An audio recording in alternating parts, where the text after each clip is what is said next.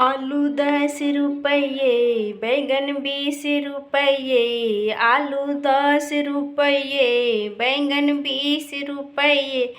बरतियन के बहिनी के मोबाइल नोकिया। बरतियन के बहिनी के मोबाइल नोकिया। रिंगटोन बजेला हिलेला मोछिया।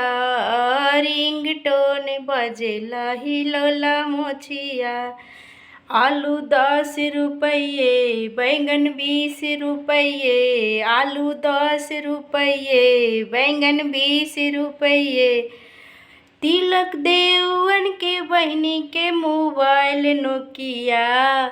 तिलक देवन के बहिनी के मोबाइल नोकिया।